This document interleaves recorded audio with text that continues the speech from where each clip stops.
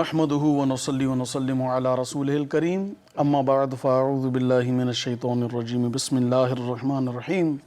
हर तरह जी वाखाण उन रहमान ऐं रहीम रब जल्ल जलालहु जे लाइ जेको इबादत जो अकेलो हक़दार आहे, छो त हुन काइनात पाण ठाही आहे, काइनात जो मालिक बि पाण आहे, पाण समूरी काइनात खे पाले थो, पाण समूरी काइनात खे मौत अता फ़रमाईंदो, वरी पाण ई सॼी काइनात खे मौत खां पोइ ॿीहर ज़िंदगी अता फ़रमाईंदो।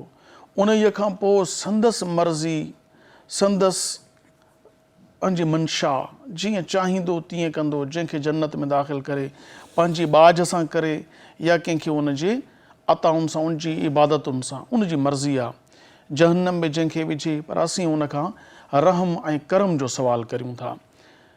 लखें करोड़ें दुरूदो सलाम अल्लाह तबारक व तआला जे आख़िरी नबी ऐं समूरनि नबीअनि रसूलनि जे सरदार हज़रत मुहम्मद सल्लल्लाहु अलैहि वसल्लम जन जी ज़ात अक़दस ते ऐं संदन आल ऐं असहाब सगोरनि ते। अॼु सुबुह जी सदा रब काइनात जल्ल जलालहू जी बारगाह में, तंहिं मुंहिंजा महिरबान रब पूरी दुनिया में जिते बि मुसलमान बीमार आहिनि, उहे चाहे पंहिंजे घरनि में आहिनि, चाहे अस्पतालुनि में आहिनि, चाहे बिस्तरनि ते आहिनि, चाहे मजबूर आहिनि बीमारियुनि जे बावजूदु कमकार करण ते, मुंहिंजा करीम रब तूं वॾो करीम आहे, तुंहिंजे हथ में सॼो कुझु आहे, तूं जंहिंखे चाहीं मर्ज़ अता करीं, जंहिंखे चाहीं शिफ़ा अता करीं। तुंहिंजी बारगाह में सुबुह जी सदा आहे त दुनिया जे समूरनि मरीज़नि खे शिफ़ा कामिला आजिला अता फ़रमा। सिंध टीवी जो प्रोग्राम रोशनी जी वाट जे तमामु नाज़रीन सामीन जी ख़िदमत में अस्सलामु अलैकुम वरहमतुल्लाहि तआला व बरकातुहू। आऊं आहियां जो मेज़बान अबुल हसन अब्दुल ख़ालिक़ क़ादरी। नाज़रीन, जीअं त तव्हांखे ख़बर आहे त अल्लाह तबारक व तआला हिन काइनात खे ठाहियो आहे, ऐं जॾहिं हू ठाहे थो पाण, त उन ठाहिण खां अॻु में तमामु मख़लूक़ात जी जेका तक़दीर आहे न लिखी छॾी। तक़दीर असांजो अक़ीदो जेको आहे न, सतनि अक़ीदनि मां आमनतु बिल्लाहि व मलाइकतिहि व कुतुबिहि व रसूलिहि वल यौमिल आख़िर वल क़द्रि ख़ैरिहि व शर्रिहि मिनल्लाहि तआला, आख़िर में सतों आहे वल बाअसी बादल मौत। असां हिन छहीं अक़ीदे ते अॼु गुफ़्तगू कंदासूं त तक़दीर जी बुराई ऐं भलाई अल्लाह ताला जे तरफ़ां आहे। सो इन जी वज़ाहत तमामु गहरो मौज़ू आहे, तमामु दक़ीक़ अदक मौज़ू आहे। इन ते कलाम करण जे लाइ वॾा वक़्तु घुरिजनि, टाइम घुरिजे, मगर पोइ बि असां हिकु सिंध जे बहितरीन आलिम दीन खे मदऊ कयो आहे, जेके पाण न रुगो आलिम आहिनि पर पाण पढ़ाइनि था पिया, इल्मु पंहिंजे शागिर्दनि खे तयारु कनि था, आलिम तयारु कनि था। त असां अहिड़े आलिम जो इंतिख़ाब कयो आहे त इन तक़दीर जे मौज़ू ते ॻाल्हाइण जे लाइ असां अल्लामा बरकतुल्लाह खोसो साहिब खे मदऊ कयो आहे, जंहिंजो ताल्लुक़ कश्मीर सां आहे। साईं अस्सलामु अलैकुम। वालेकुम अस्सलाम रहमतुल्लाह। अवां जी महिरबानी। अॼु तक़दीर जे मौज़ू ते तव्हां सां चओ त असांजो छहों अक़ीदो आहे मुसलमाननि जो, इन ते कलाम करण जे लाइ तव्हांखे असां ज़हमत ॾिनी आहे। तव्हांजी महिरबानी, तव्हां पंहिंजी क़ीमती मसरूफ़ियात मां वक़्तु कढी तशरीफ़ वठी आया। ऐं अॼु असां सिंध जीअं मोतियुनि सां भरियल आहे, जेके मोती समुंड जे तरे में पिया हूंदा आहिनि, पोइ उन्हनि खे जॾहिं कढिबो आहे, उहे जॾहिं कंहिं हार जी ज़ीनत बणिबा आहिनि त पोइ वाक़ई नज़र ईंदो आहे त मोती आहे। पर असां कोशिशि इहा करियूं था त सिंध जी कुंड कुड़िछ मंझां हर हिकु नंढे वॾे शहर मां ऐं जिते सिंधी ॻाल्हाई थी वञे पई उतां खां मोती चूंडे करे तव्हां वटि असां पंहिंजे प्रोग्राम में पेश करियूं, ताकी तव्हां ॾिसो त सिंध अल्लाह पाक केॾे बहितरीन ख़ज़ाननि सां मालामाल कई आहे। बेशक अल्लाह जी अता आहे जंहिंखे आवाज़ अता फ़रमाई। अॼु असां हिकु बदीन शहर जे बहितरीन सना ख़ान खे मदऊ कयो आहे, जंहिंखे अल्लाह पाक सुठी ॾात बि ॾिनी आहे, हुन पंहिंजे फ़न सां सुठी महिनत बि कई आहे। अबसार अहमद मेमण साहिबु, अस्सलामु अलैकुम। वालेकुम अस्सलाम। अवां जी महिरबानी, अवां बदीन खां तशरीफ़ वठी आया। सो अॼु असां इन्हनि खां हमद बि ॿुधंदासूं, नात बि ॿुधंदासूं। तव्हां ॿुधाइजो त तव्हांखे हिन जो आवाज़ु कीअं लॻो फीडबैक में। सो सभ खां पहिरीं असांजी रिवायत आहे, असां पंहिंजे प्रोग्राम में हमदिया कलाम पेश करण जी कोशिशि कंदा आहियूं। सो अॼु अबसार अहमद मेमण साहिबु जेके बदीन खां कही आया आहिनि, खेनि गुज़ारिश आहे त हू अल्लाह तबारक व तआला जी बारगाह में हमदिया कलाम पेश करण जी सआदत हासिल कनि।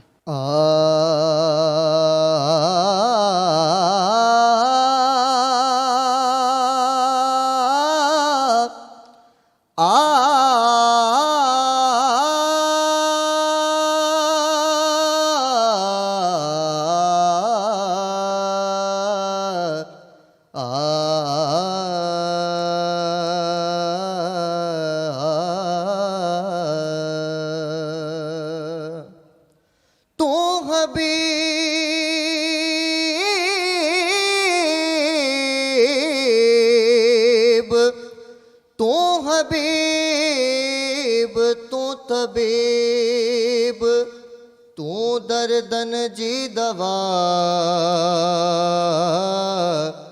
जानिब मुझे जिय में आहन आजार जा अनवा,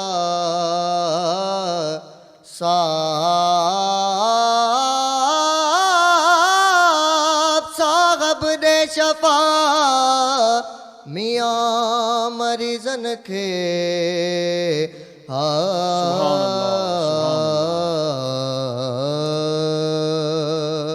हर मुश्किल जग जी मौला, हर मुश्किल जग जी मौला कजाए आसान, तू दर्दन खां बचाए रख जा, हो दर्दन खां बचाए रख जा।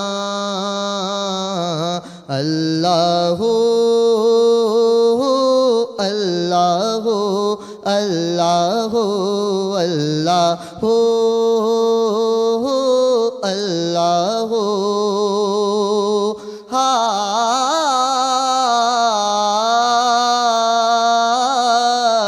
तू ही खालिक तू ही मालिक, तो सिवा ना है बियो, तू ही खालिक तू ही मालिक, तो सिवा ना है बियो, तू वसीलो तू ही वाहिर, तू वसीलो तू ही वाहिर, हर घड़ी ए मालिक रह जा। अल्लाहु अल्लाहु अल्लाहु अल्लाहु अल्लाहु, जिंदगी जहड़ी तनेमत तो कई आगे अता, जिंदगी जहड़ी तनेमत तो कई आगे अता, हमद हादी तुई जो हरदम, हमद हादी तुई जो हरदम, जिक्र है न ज़ुबान खेड़ जा। अल्लाहु अल्लाहु अल्लाहु अल्लाहु,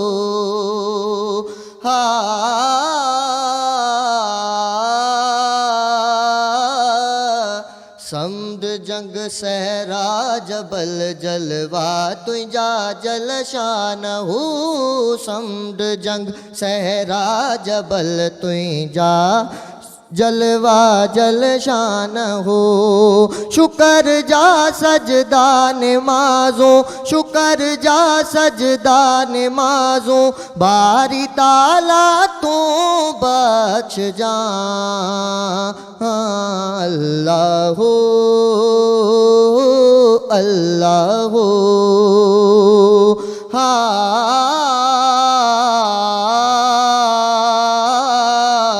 बादशाह बंदा परवर बंदगी ही कर कबूल, बादशाह बंदा परवर बंदगी ही कर कबूल, पीर प्यो तो के पुकारे, पीर प्यो तो के पुकारे, सद चंगल शाह जा तू सुन जा।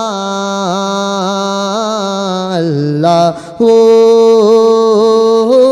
अल्लाहु अल्लाहु अल्लाहु अल्लाहु। माशाअल्लाह तबारक व तआला तमाम बेहतरीन अंदाज़ में अबसार अहमद मेमन साहब हमदिया कलाम पेश करण जी सआदत हासिल कई। अल्लाह तबारक व तआला खे अञा बि आवाज़ में वधीक बरकतूं अता फरमाए। सो नाज़रीन अचो त अॼोके मौज़ू ते गुफ़्तगू करण जे लाइ अल्लामा साहब जी तरफ़ रुजू करियूं।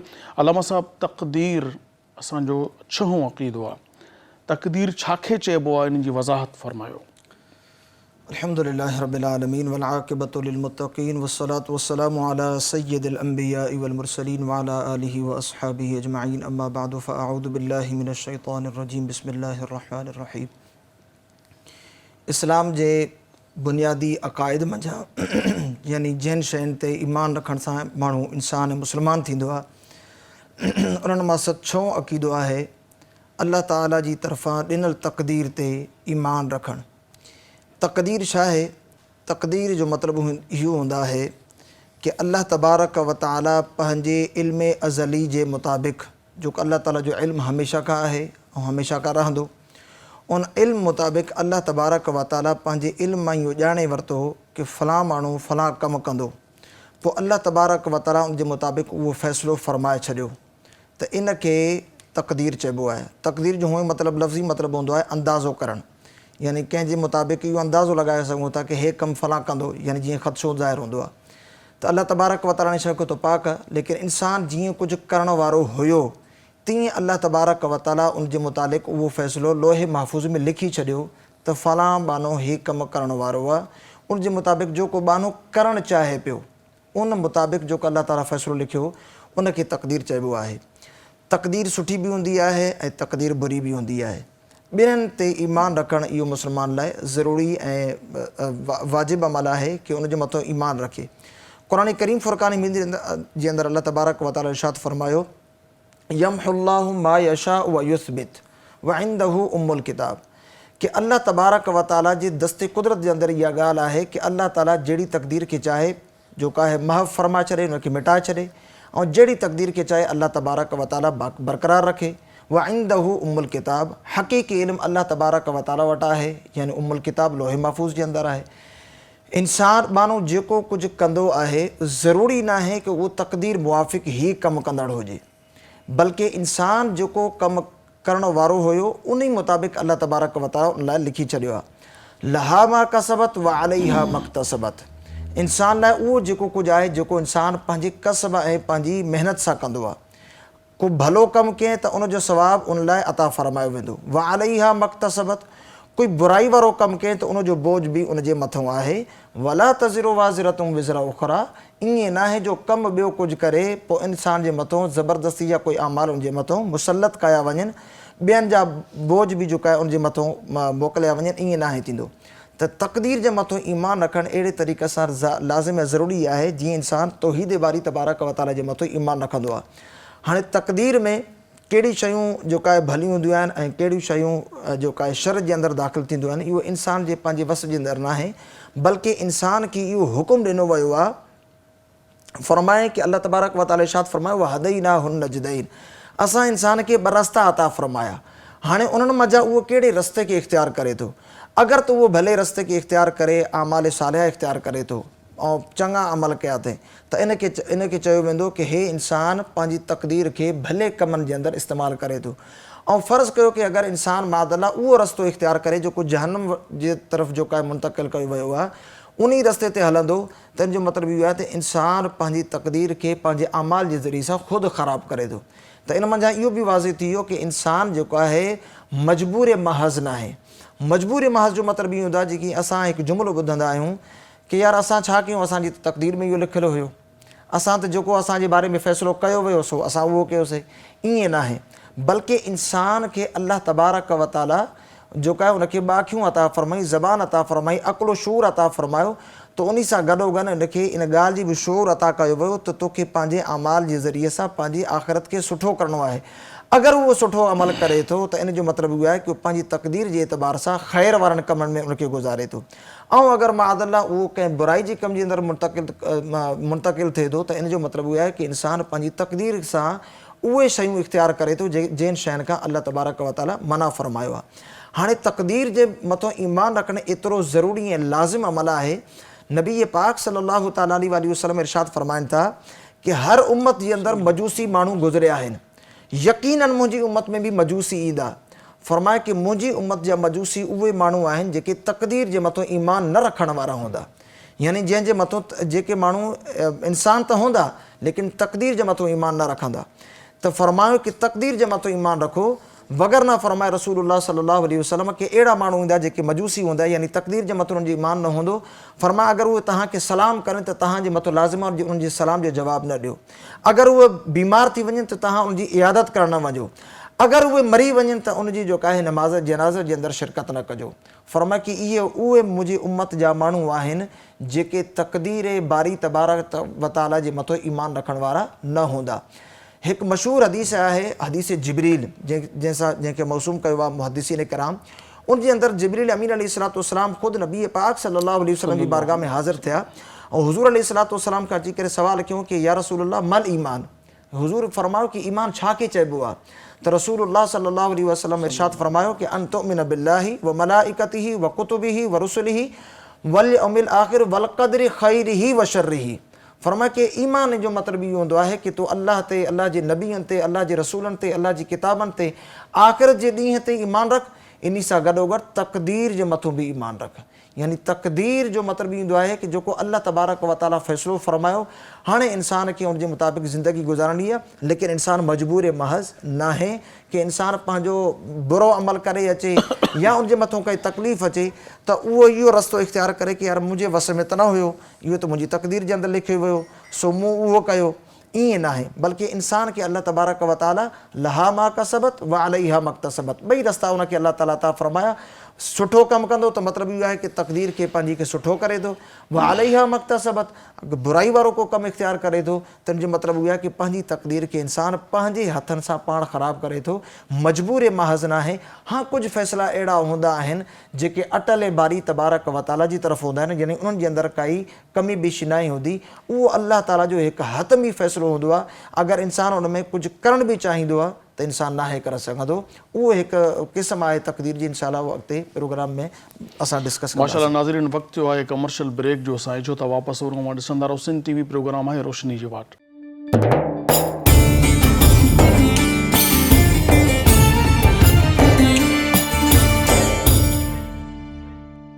भलीकार नाज़रीन, मां ॾिसी रहिया सिंध टीवी प्रोग्राम आहे रोशनी जी वाट ऐं अॼु असां तक़दीर जे मौज़ू बाबति गुफ़्तगू करे रहिया आहियूं। अचो त अलामा साहिब सां वधीक सवालनि जो सिलसिलो शुरू करियूं।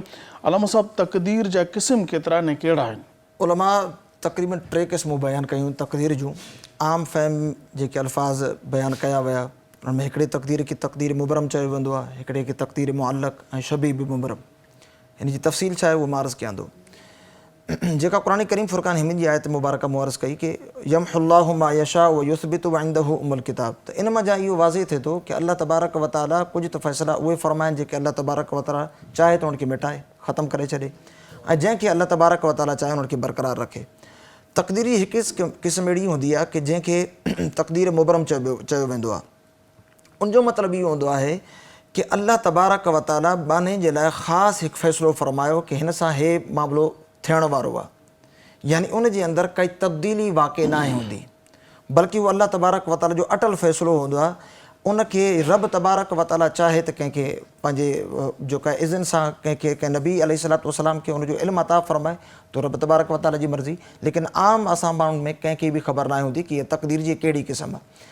तो अल्लाह तबारक व तआला जो तक़दीर मुबरम चइबो आहे। जी, तक़दीर मुबरम कि अल्लाह तबारक व तआला उन जे बारे में जेको फ़ैसिलो फ़रमाए उहो आख़िरी हतमी फ़ैसिलो हूंदो आहे, उन में काई तब्दीली वाक़ई न थी सघंदी। ॿी तक़दीर जी जेका क़िस्म हूंदो आहे उनखे मुअल्लक़ चयो वेंदो आहे। तक़दीर मुअल्लक़ जे मुतालिक़ जेका आहे खोड़ सारियूं ॻाल्हियूं बयानु कयूं वियूं आहिनि। जीअं नबी पाक सल्लल्लाहु तआला अलैहि वसल्लम इरशाद फ़रमायो कि अल्लाह तबारक व तआला को दुआ घुरंदा रहंदा कयो कि अल्लाह तबारक व तआला खां दुआ जी बरकत सां जेका बुरी तक़दीर आहे उहा तब्दील थी वेंदी आहे, ख़तमु थी वेंदी आहे। इन लाइ असां इहो जुमिलो पढ़ंदा आहियूं कि दुआ वो है कि जो तक़दीरों को बदल देती है। तो उहा तक़दीर इहा हूंदी आहे कि जो इंसान अल्लाह तबारक व तआला खां दुआऊं घुरंदो आहे, अल्लाह तबारक व तआला दुआउनि जी बरकत सां तक़दीर खे तब्दील फ़रमाईंदो आहे। हदीस में बयानु कयो कि इंसान सदको ॾींदो आहे, अल्लाह तबारक व तआला उन जे लाइ सदके ॾियण जी बरकत सां उनखे जेका आहे उन जी तक़दीर में जेको फ़ैसिलो पहिरियों हूंदो आहे अल्लाह तबारक व तआला उनखे मिटाए छॾींदो आहे। जीअं फ़र्ज़ु कयो मिसाल जे तौरु कोई शख़्स घर खां ॿाहिरि निकितो कमकार जे लाइ वञणु चाहे पियो काॾे, ऐं तक़दीर इलाही में फ़र्ज़ हीअं कि उनजो को हादसो थियण वारो हो, लेकिन वञण खां पहिरियों उन कंहिंखे सदको ॾिनो। हाणे सदको उनजे कमु अची वियो जो अल्लाह तबारक व तआला सदके जी बरकत सां उनखे हादसात को महफ़ूज़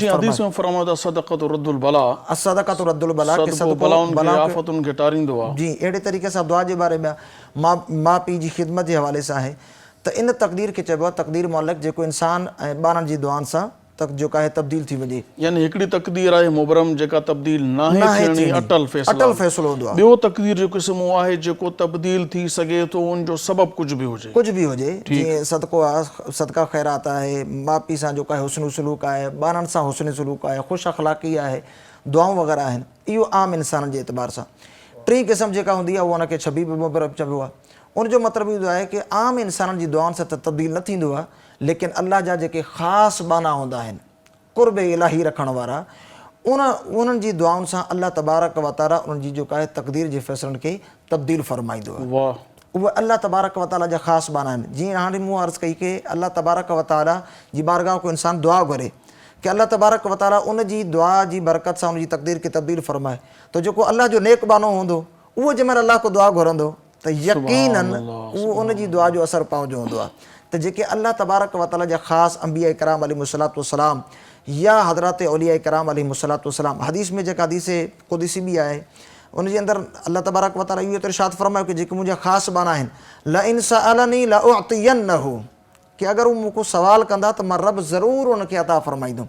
वला इन इस्तआदनी ला उईदन्नहु, कि अगरि उहो मूंखां कंहिं शइ जे बारे में पनाह तलब कंदा त मां रब तबारक व तआला उनखे पनाह बि अता फ़रमाईंदुमि। त उनजो मतिलबु इहो आहे कि अल्लाह जा जेके ख़ासि बाना हूंदा आहिनि, अगरि उहे अल्लाह को दुआ घुरंदा आहिनि त अल्लाह तबारक व तआला उन जी दुआउनि जी बरकत सां इंसान जे मथां आयल मुसीबतनि खे, आफ़तनि खे, शामतनि खे, हता कि अगरि कोई शख़्स बेईमान बि हुजे, अगरि अल्लाह वारा उन लाइ दुआ घुरनि त अल्लाह तबारक व तआला उन जी दुआउनि खे रद्द न ई फ़रमाईंदो, बल्कि उन शख़्स जे लाइ जंहिं लाइ दुआ कई वई आहे अल्लाह ताला उनखे ईमान जी दौलत सां बि सरफ़राज़ फ़रमाईंदो आहे। त शबीब मुबरम इहा तक़दीर जी उहा क़िस्म हूंदी आहे जंहिंमें ख़ासि अल्लाह जा नेक बाना दुआ घुरंदा आहिनि त अल्लाह तबारक व तआला उन जी दुआउनि खे रद्द न ई फ़रमाईंदो, बल्कि तक़दीर खे जेको आहे तब्दील फ़रमाए छॾींदो आहे।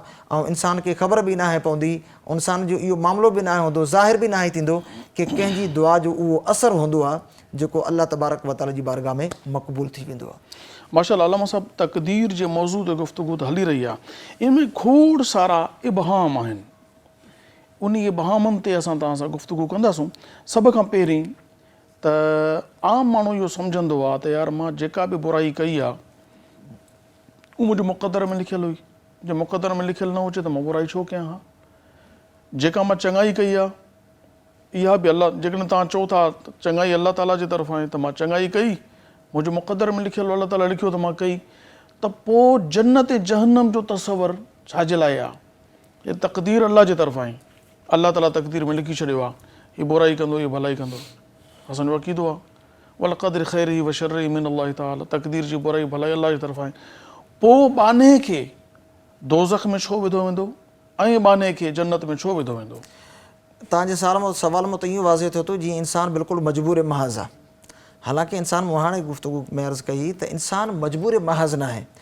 इहो अक़ीदो या इहो नज़रियो आहे या इहा ॻाल्हि जेका असांजे ज़हन में ईंदी आहे त इन जो मतिलबु इहो हूंदो आहे कि इंसानु सम्झंदो आहे कि बसि हे तक़दीर में मुंहिंजे बारे में हे लिखियो वियो सो मूं कयो, हे मूं जेको नेक अमल कयो आहे सो मुंहिंजी तक़दीर में लिखियो वियो सो मूं कयो। ईअं न आहे, बल्कि अल्लाह तबारक व तआला इंसान खे इन्ना कुल्ल शैइन ख़लक़नाहु बिक़दर, कि अल्लाह तबारक व तआला फ़रमायो कि असां इंसान लाइ उहा तख़लीक़ फ़रमाई आहे जेको असांजो अंदाज़ो हुयो। उन खां बाद अल्लाह तबारक व तआला इंसान खे मजबूर महज़ न बणायो कि इंसान जेको कुझु करे थो उहो पंहिंजे अफ़ालनि जो ख़ुदि ख़ालिक़ आहे। अगरि इंसान पंहिंजे एतबार सां इहो नज़रियो अक़ीदो रखंदो त इहो अक़ीदो रखण वारो त क़दरियो या उनखे मजूसी चयो वियो आहे। जेको इहो अक़ीदो रखंदो कि साईं असां त जेको अमल कंदा आहियूं, क़दरिया फ़िरक़ो जो गुज़रियो आहे, उन्हनि जो इहो अक़ीदो हूंदो हो, उहे सम्झंदा कि जेको असां नेकी कयो आहे असां इन नेकी खे बि ख़ुदि पैदा कयो आहे ऐं असां इन खे अमल में बि जेको आहे ख़ुदि आंदो आहे। कुझु अहिड़ा फ़िरक़ा गुज़रिया जेके मुअतज़िलनि जो अक़ीदो हो या ॿियनि जो इहो अक़ीदो हो, उहे इहे चवंदा हुआ कि न ईअं न आहे, बल्कि इहो अल्लाह तबारक व तआला असांजे मथां बसि लाज़िम फ़रमाए छॾियो तॾहिं असां इहो अमल कयोसीं। हालांकि अल्लाह तबारक व तआला इन शइ जी नफ़ी फ़रमाई जेका मूं आयत मुबारका पढ़ी कि लहा मा कसबत व अलैहा मक्तसबत। इंसान खे अल्लाह ताला मजबूर महज़ न कयो। अगरि इंसान मजबूर महज़ हुजे हा त इंसान पंहिंजे हथ को खाए बि न हा। अगरि इंसान मजबूर महज़ हुजे हा त इंसान घर खां ॿाहिरि बि न निकिरे हा। थी सघे थो कि तक़दीर इलाही में इहो लिखियलु हुजे हा कि इंसान खे घर को ॿाहिरि न आहे निकिरूं। हाणे इंसान त ॿाहिरि निकिरी वियो त छा इनखे इहो चयो वेंदो कि इंसान मजबूर महज़ हुयो त जेको आहे इन लाइ घर को ॿाहिरि निकितो? हालांकि इहो न आहे। बल्कि फ़रमाए कि इंसान खे अल्लाह तबारक व तआला इख्तियारात अता फ़रमाया, उनखे पंहिंजी तक़दीर खे सुठो ऐं बुरो करणु, उनखे अल्लाह तबारक व तआला उन लाइ रस्ता उनखे अता फ़रमाया, उनखे असबाब अता फ़रमाया।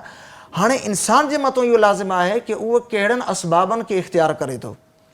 जीअं इंसान जेको आहे, हाणे इंसान हराम रोज़ी कमाए, हाणे उहो चवेसि मूं हराम रोज़ी मां इन लाइ मादला कमाए थो कि मुंहिंजी तक़दीर में लिखियलु आहे।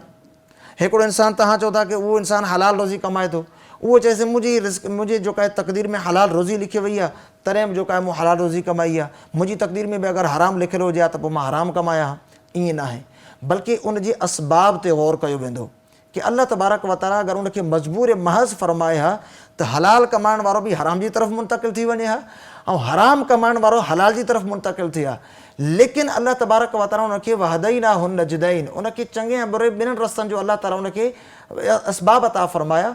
हाणे जेको इंसान हलाल कमाए थो त उहो मजबूर न आहे तक़दीर ते कि तक़दीर में छो त मुंहिंजे लाइ हराम लिखियो वियो सो मूं उन लाइ हराम कमायो, न, बल्कि उन असबाब सबबु अहिड़ो इख़्तियार कयो जेको उनखे हराम जी तरफ़ जेको आहे छिके वियो। जेको इंसान हलाल कमाए थो उहो ईअं न आहे कि उनजी तक़दीर जे अंदरि हलाल कमाइण लिखियो वियो सो उन लाइ उहो कमु करे थो, बल्कि उन सबबु उहो इख़्तियार कयो आहे जेको उनखे हलाल रोज़ी जे लाइ मजबूर करे थो या इंसान उनजी तरफ़ वञे थो।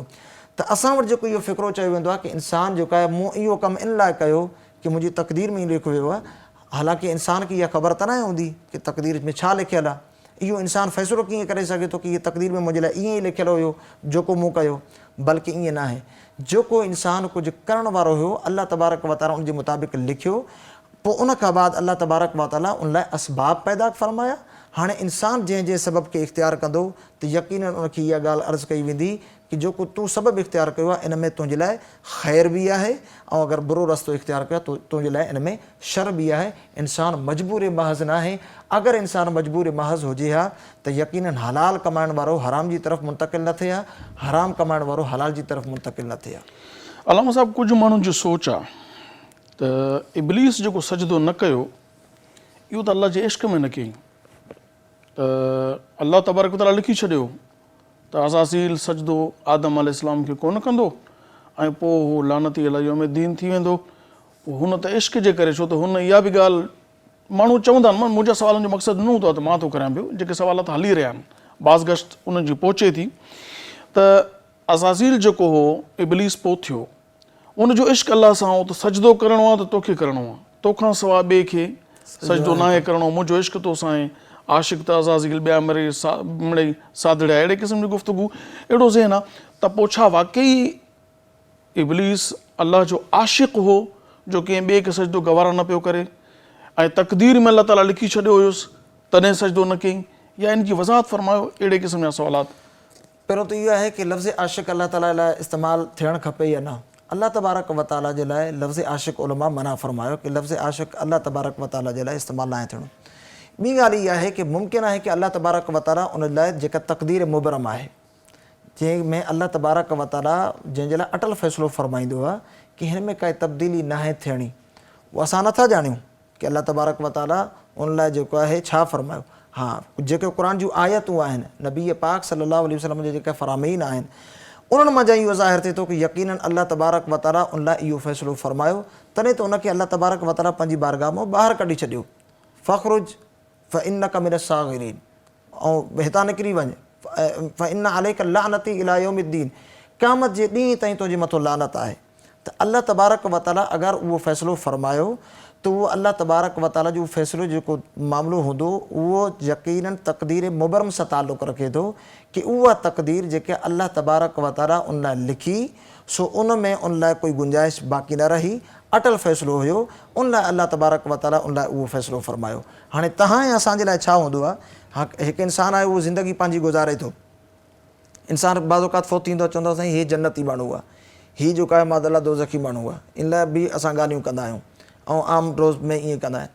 चलो हदीस में एतिरी ॻाल्हि त आहे कि नबी पाक सल्लल्लाहु अलैहि वसल्लम फ़रमायो कि अहिड़ो शख़्स जेको सुठो हुयो, अच्छा अमल कंदो हुयो, उन जे बारे में तव्हां जेको आहे उन जूं भलायूं ज़िक्र कयो, छो त अल्लाह तबारक व तआला माण्हुनि जी ॿोलनि जे मुताबिक़ बि इन लाइ फ़ैसिला फ़रमाईंदो आहे। लेकिन फ़रमाए जेको माण्हू बुरो हुजे, फ़रमाए पोइ उन खे उनखे छॾे ॾियो, छो त उहो पंहिंजे मंज़िल मक़सूद ताईं, पंहिंजे अंजाम ताईं ख़ुदि पहुची वियो आहे। हाणे तव्हां ऐं असां इहो फ़ैसिलो कीअं करे सघूं था कि तक़दीर में मादल्ला ही जहन्नमी आहे। थी सघे तो अल्लाह तबारक व ताला जो उहो बिला शक में जेका आहे फाजिर ऐं फासिक क़िस्म जो माण्हू हुजे, लेकिन अल्लाह तबारक व ताला उन लाइ इहो फ़ैसिलो फ़रमाए, उन जो कोई अमल अल्लाह जी बारगाह में मक़बूल थियल हुजे जो अल्लाह ताला उन लाइ जन्नत जो फ़ैसिलो फ़रमाए। उहा तक़दीर यमहुल्लाहु मा यशाउ व युस्बित, के अल्लाह जे इल्म में आहे उहा शइ कि अल्लाह तबारक व ताला जंहिंजे लाइ जेको बरक़रार रखे, जंहिं शइ खे ख़तमु फ़रमाए। थी सघे तो उनजी उहा तक़दीर में पहिरों आमाल सालिहा जे आमाल शर जे एतबार सां कुझु हुजे, लेकिन अल्लाह तबारक व ताला पंहिंजी तक़दीर सां उनखे तब्दील करे छॾियो हुजे। त अल्लाह तबारक व ताला जी हर उन तक़दीर ते असांखे ईमान रखणु ज़रूरी आहे। तव्हां ऐं असांखे हुकुम छा आहे? हज़रत अली रज़ी अल्लाह तआला अन्हु को हिकिड़े शख़्स अची पुछियो कि तक़दीर छा आहे? हज़रत अली रज़ी अल्लाह तआला अन्हु खे उनखे फ़रमायो कि तक़दीर जो मसइलो समुंड वांगुरु आहे। जीअं समुंड में जेको आहे काई जेतिरी गहराई आहे उनजी, उन में कोई इंसान उनजी गहराई ताईं नथो पुॼी सघे, उनजे किनारनि ताईं कोई नथो पुॼी सघे। फ़रमाए तक़दीर जो मामिलो ईअं आहे। फ़रमाए तव्हां उनजे बारे में बहस न कयो, बसि एतिरो इल्मु पाण वटि रखो कि तव्हांखे सुठी ऐं बुरी तक़दीर ते अल्लाह जे मथां ईमान रखिणो आहे। तव्हां ऐं असांखे हुकुम इहो आहे। जनाब अबू हुरैरा रज़ी अल्लाह तआला अन्हु बयानु फ़रमाए था कि असां सहाबा किराम अलैहिम रिज़वान मस्जिद नबवी में वेही करे तक़दीर जे मुतालिक़ ॻाल्हियूं कयूं पिया। नबी पाक सल्लल्लाहु अलैहि वसल्लम जो गुज़र थियो, हुज़ूर अलैहिस्सलातु वस्सलाम असांजी गुफ़्तगू ॿुधी ऐं फ़रमाए कि नबी पाक सल्लल्लाहु अलैहि वसल्लम जे मुबारक चेहरे मां जलाल जा अहिड़ा आसार नज़र आया जीअं जेको आहे ॾाढ़ूं जेको आहे उनजे दाणनि मां रस कढी करे उहो इंसानु पंहिंजे जेको आहे गिटनि ते हणे त बिल्कुलु लाली थी वेंदा आहिनि। फ़रमाए कि नबी पाक सल्लल्लाहु अलैहि वसल्लम जे मुबारक रुख़सार ईअं असांखे महसूसु थियनि पिया कि हुज़ूर अलैहिस्सलातु वस्सलाम एतिरा जलाल में अची विया। फ़रमायो कि तक़दीर जे बारे में बहस न कंदा कयो। तव्हां मां पहिरियां माण्हू तक़दीर जे मुतालिक़ घणी गुफ़्तगू करण जे सबबु हलाक थी विया। बसि तव्हांखे इहो ईमान रखिणो आहे कि जेका तक़दीर अल्लाह ताला पैदा फ़रमाई आहे असांखे उनजे मथां ईमान रखिणो आहे। हाणे असां इहो वेही करे पंहिंजी निजी महफ़िल में अगरि इहो ज़िक्र कंदासीं कि जनाब हज़रत आदम अलैहिस्सलातु वस्सलाम जे मुतालिक़ हीअ ॻाल्हि आहे या फलाणे जे मुतालिक़, असांखे इहो हुकुम न आहे। असांखे इहो हुकुम आहे तक़दीर जे मथां ईमान रखिणो आहे। असबाब सुठा इख़्तियार करणा आहिनि, बुरनि असबाबनि जी तरफ़ नाहे मुंतक़िल थियणो। पोइ उन खां बाद अल्लाह तबारक व ताला को दुआ घुरणी आहे कि अल्लाह तो अगरि मुंहिंजे बारे में अल्लाहुम्मा इन कुंत, हज़रत फ़ारूक आज़म इहो दुआ घुरंदा, या रब तबारक व ताला अगरि तूं मुंहिंजे बारे में इहो फ़ैसिलो कयो आहे, इन कुंत कतबतनी शक़ियन औ महरूमन औ मतरूदन अलैया फ़ि रिज़्क़ फ़म्हुल्लाहुम्मा, ऐं अल्लाह मुंहिंजे बारे में अगरि तूं इहो फ़ैसिलो लिखियो आहे कि अगरि मां अल्लाह मां बदबख़्ती जेको आहे मुंहिंजे मथां आहे या शकावती आहे त अल्लाह उनखे तूं परे फ़रमा, ऐं मुंहिंजे बारे में फ़क़्तुबनी सईदा, ऐं अल्लाह मूंखे सादतमंद लिखी छॾ। त इंसानु अल्लाह को इहो दुआ घुरे कि अल्लाह अगरि मुंहिंजी तक़दीर में मुंहिंजे नसीब में अगरि ख़ुदा न ख़ास्ता तुंहिंजे इल्म में आहे कि अगरि मां जेको आहे बदबख़्ती जे रस्ते ते आहियां त उनखे मूंखे उनजी शर खां पनाह अता फ़रमा, मूंखे पंहिंजे सादतमंद माण्हुनि में शामिलु फ़रमा। नाज़रीन, वक़्तु थियो आहे कमर्शियल ब्रेक जो। नंढड़ी साई था वठूं। अवां ॾिसंदा रहो सिंध टीवी प्रोग्राम आहे रोशनी जे वाट।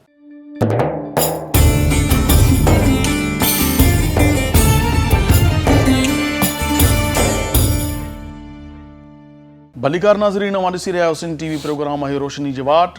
ऐं अॼु असां तमामु अहम तरीन मौज़ू ते गुफ़्तगू करे रहिया आहियूं अल्लामा साहब सां।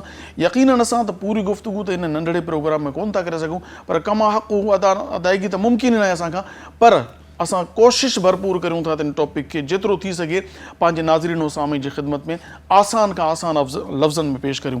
अल्लामा साहब, इब्लीस अल्लाह तबारक व तआला जी बारगाह में अर्ज़ु कयो हो त मुंहिंजा अल्लाह तो त तक़दीर में लिखी छॾियो त मां सजो न कंदुमि, पोइ लानत मुंहिंजे मथां छो विधई? इन जी छा हक़ीक़त आहे, छा सिलसिलो आहे इहो?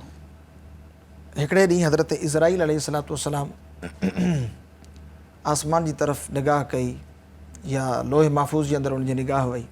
हीअ असांजी निगाह न आहे, उहो जिब्रील अमीन अलैहिस्सलातु वस्सलाम जी निगाह, असां उन्हनि जी निगाह में फ़र्क़ु आहे। पोइ उन्हनि तक़दीर इलाही में ॾिठो त हिकु शख़्स इबादत इबादत इबादत इबादत जे अंदरि मुस्तग़रक़ आहे, लेकिन हिकिड़ो लम्हो ईअं आयो जो उनजी इबादतूं रियाज़तूं सभु ख़तमु थी वियूं। उनजी इबादतनि रियाज़तुनि जो कोई समर, कोई फल बाक़ी न आहे।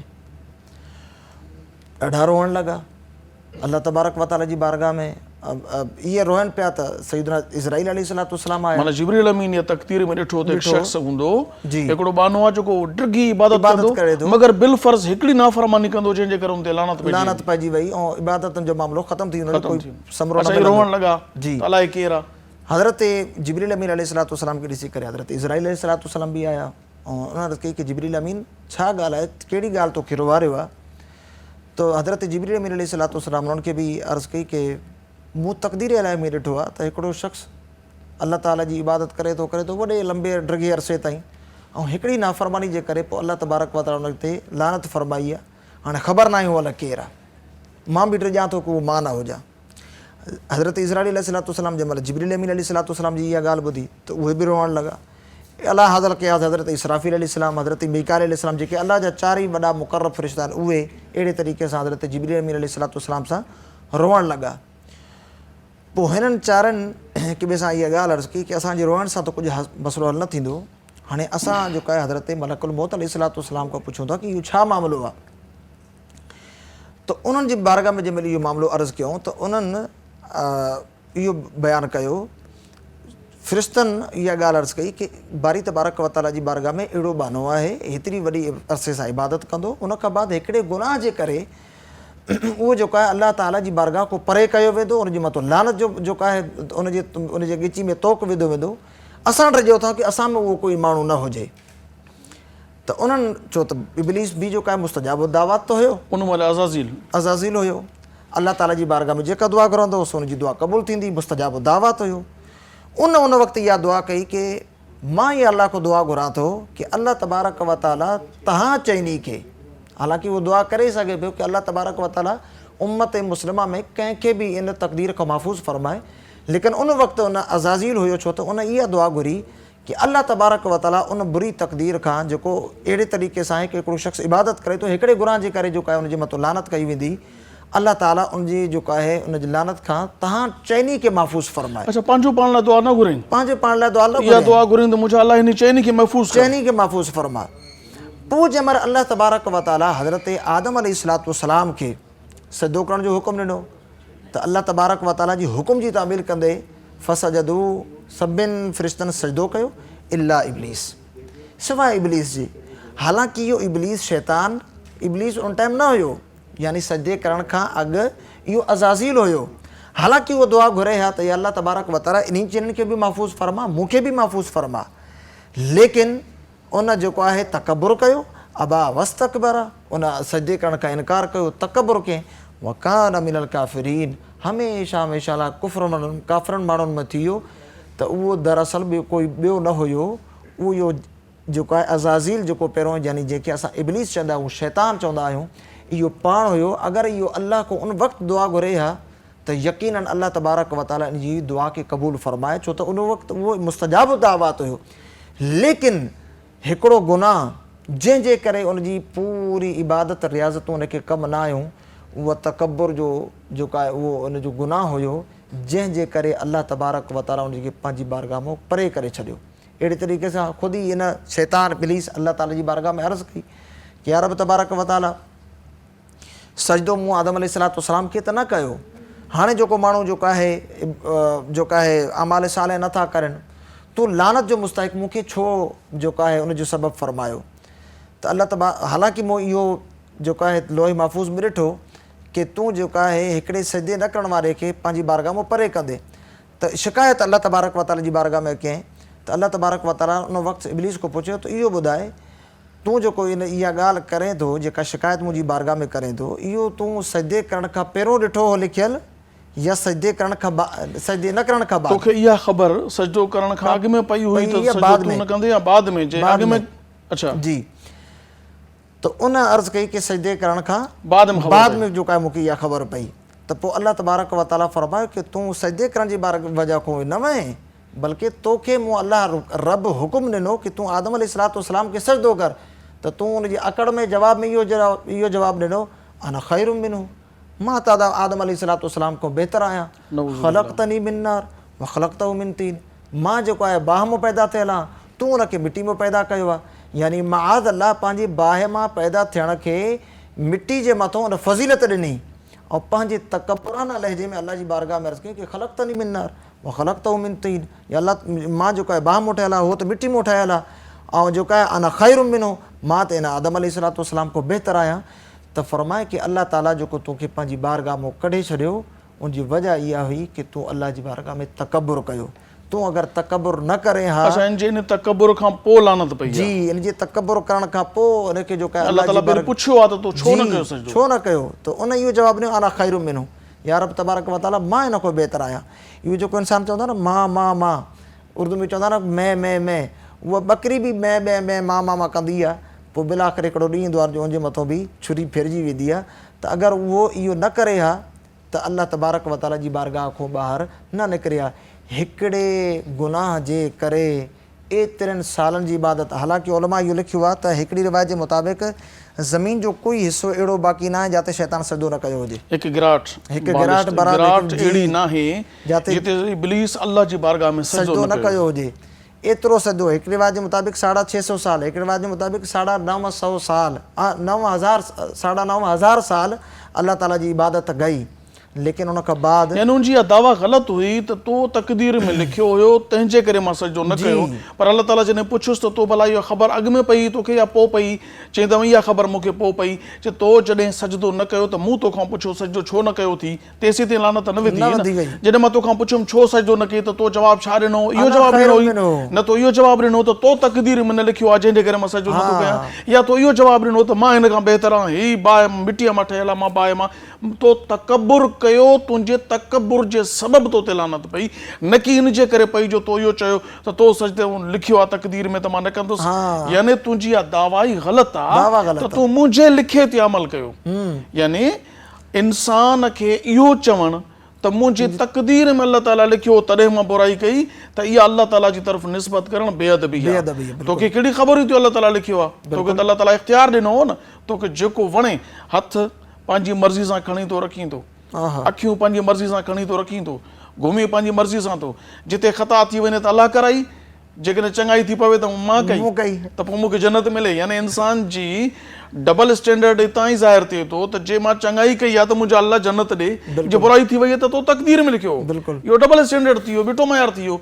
तंहिंजे करे ला हौला वला कुव्वता इल्ला बिल्लाह, न चङाई करण जी का ताक़त आहे, न बुराई खां बचण जी का कुव्वत आहे, पर जंहिंखे अल्लाह ताला यानी बुराई खां बचाईंदो अल्लाह तबारक व तआला, पर तूं नफ़्स ऐं शयातीन जे पंहिंजो पाण खे बचाए रखिणो आहे। असबाब उहे इख़्तियार करणा आहिनि जेके इंसान खे नेकी जी तरफ़ खणी वञण वारा हुजनि। अल्लामा साहब, सवाल हिकिड़ो घुमे थो पियो, अहम तरीन सवाल आहे, वक़्तु बि पूरो थी चुको आहे, त इब्लीस जे लाइ त इहो चयो वेंदो आहे त दुनिया में जेको बि गुनाह करे थो उनखे शैतान गुमराह कयो, शैतान गुमराह कयो। भला शैतान जॾहिं गुमराह कयो त शैतान खे कीअं गुमराह कयो जो अल्लाह जो हुकुम न मञी आदम अलैहिस्सलाम खे सजदो न कई? नबी पाक सल्लल्लाहु अलैहि वसल्लम फरमायो कि नफ़्स जी चाल खां बचो, नफ़्स जी चाल खां बचो। छो त जेको जंहिं शैतान हज़रत आदम अलैहिस्सलातु वस्सलाम खे सजदो न कयो, त हाणे असां त इहो चवंदा आहियूं कि शैतान असांखे गुमराह कयो आहे। शैतान खे कंहिं गुमराह कयो? शैतान खे उनखे पंहिंजे नफ़्स गुमराह कयो। अच्छा, नफ़्स जी जेको आहे इन नफ़्स अला अम्मारतुम बिस्सू, इहो इंसान खे हर हमेशह बुराई जो ई हुकुम ॾींदो आहे। यानी बुरो नफ़्स उहो हूंदो आहे जेको इंसान खे हर हमेशह फरमाए कि तव्हां क़बर में लहण ताईं नफ़्स जे बुराई खां पंहिंजो पाण खे बचाइजो। अल्लाह रहम करे। इंसान पंहिंजो पाण खे कंहिं बि तरीक़े सां शैतान खां पोइ बि बची सघे थो। जीअं हुकुम कयो वियो आहे, बयानु कयो वियो आहे, फरमाए कि तव्हांखे अगरि कावड़ अचे तव्हां बीठा आहियो त वेही रहो, वेठा आहियो त जेका आहे सुम्ही पओ, न आहियो त बीठा आहियो त तव्हां वुज़ू कयो। फरमाए कि थोरे वक़्त लाइ तव्हां पंहिंजो पाण खे ॿियो कंहिं एक्टिविटी में जेका आहे पंहिंजो पाण खे इस्तेमालु कयो। शैतान जो जेको बर वक़्तु उहो हमिलो आहे उन खां तव्हां पंहिंजो पाण खे बचाए वेंदो, लेकिन नफ़्स जे चालण खां, नफ़्स जी बुराई खां पंहिंजो पाण खे बचाइजो, छो इहो तव्हांजे मरण ताईं तव्हांजो पीछो न छॾींदो। नाज़रीन, अॼोको टॉपिक, अॼोकी गुफ़्तगू अव्हांखे कीअं लॻी? असां त कोशिशि कईसीं पंहिंजे वस आहर जेतिरो असांजो वित हो त असां बहितर खां बहितरीन अंदाज़ में तव्हांजे ॾाढो तक़दीर जे मौज़ू ते ॻाल्हायूं। यकीनन इहो नंढो मौज़ू न आहे, तमामु वॾो मौज़ू आहे जंहिंजे लाइ नबी पाक अलैहिस्सलातु वस्सलाम सहाबा किराम खे मनो फ़रमाइनि था त तव्हां तक़दीर जे मौज़ू ते गुफ़्तगू न करियो। सो बसि थोरो असां हिकिड़ो टच ॾिनोसीं तव्हांखे सम्झाइण जे लाइ, ताकी कुझु इबहाम जेके ज़हननि में मौजूदु आहे उहे ख़तमु थी वञनि। सो तव्हां सभिनी जी महिरबानी जो तव्हां असांजो प्रोग्राम मुसलसल ॾिसो था, सुबुह जे वक़्त में कुझु घड़ियूं कढी कढी, या तव्हीं असांजे यूट्यूब चैनल ते या फेसबुक जे पेज ते ॾिसो था। जी हाँ, यूट्यूब ते असांजो चैनल आहे सिंध TV HD इस्लामिक, उनखे तव्हीं सब्सक्राइब करियो। उन ते प्रोग्राम ही जेको ईंदो इन जे हेठां तव्हां कमेंट्स बॉक्स में तव्हां पंहिंजा कमेंट्स ॾियो, तव्हांखे प्रोग्राम कीअं लॻो या कहिड़ी शइ अव्हांखे सही अञा बहितर खां बहितर घुरिजे थी, या कंहिं टॉपिक ते तव्हां को प्रोग्राम कराइण जे लाइ चाहींदा हुजो त उहो तव्हां टॉपिक बि लिखी सघो था। तव्हांजा सवालात तव्हांजे नाले तव्हांजे शहर सां असां पंहिंजे प्रोग्राम में शामिल ज़रूरु कंदासूं। ऐं फेसबुक ते असांजो पेज आहे सिंध TV HD ऑफिशियल, इनखे तव्हीं फॉलो करे उते बि पंहिंजा कमेंट्स सां ॾेई सघो था। उन खां पोइ ऐं थोराइतो आहियां अल्लामा बरकतुल्ला खोसो साहिब जो, जंहिं पंहिंजे क़ीमती वक़्त मां कुझु घड़ियूं कढी असांखे पंहिंजे प्रोग्राम में शिरकत तशरीफ़ वठी आया, असांजे प्रोग्राम में स्टूडियो आया, तव्हांजी महिरबानी। ऐं बदीन खां अॼु कही आया अबसार अहमद मेमण साहिबु, अव्हांजी महिरबानी, अव्हां असांजे प्रोग्राम जी ज़ीनत बणिया। ऐं तमामु नाज़रीन खे आख़िरी गुज़ारिश इहा त अल्लाह तबारक व ताला चाहियो त सुभाणे साॻिए वक़्त ते इहो ई सिंध TV चैनल, इहो ई रोशनी जी वाट प्रोग्राम, मगर टॉपिक को ॿियो हूंदो, ॾिसणु न विसारिजो। तेसीं ताईं पंहिंजी मेज़बान अबुल हसन अब्दुल ख़ालिक़ क़ादरी खे इजाज़त ॾींदा। अल्लाह वाही, अस्सलामु अलैकुम वरहमतुल्लाहि ताला। असां दिल सां हिकु इबादत कई, असां दिल सां हिकु इबादत कई, फ़क़त मुस्तफ़ा जी, फ़क़त मुस्तफ़ा जी तिलावत कई, असां दिल सां हिकु इबादत कई, असां दिल सां हिकु इबादत कई।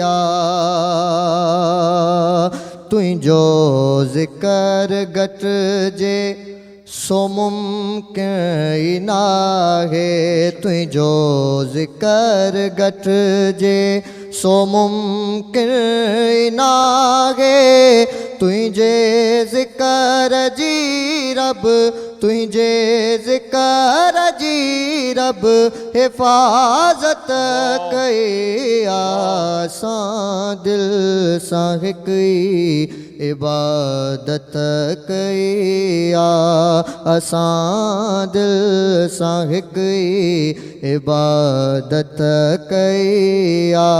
तुंहिंजी शान में ऐं भला ॿियो लिखां छा, तुंहिंजी शान में ऐं भला ॿियो लिखां छा, अली फातिमा तुंहिंजी तात कई, असां दिल सां हिकु इबादत कई, असां दिल सां हिकु इबादत कई, यकीन आहे आज़ाद ज़हरा जे बाबे, यकीन आहे आज़ाद ज़हरा जे बाबे, अॼोके जशन जी, अॼोके जशन जी सदारत कई, असां दिल सां हिकु इबादत कई, असां दिल सां हिकु इबादत कई, फ़क़त मुस्तफ़ा जी, फ़क़त मुस्तफ़ा जी तिलावत कई, असां दिल सां हिकु इबादत कई। सब्सक्राइब करियो असांजो official YouTube channel Sindh TV HD Islamic ऐं वधीक अपडेट लाइ बेल आइकन ते क्लिक करियो।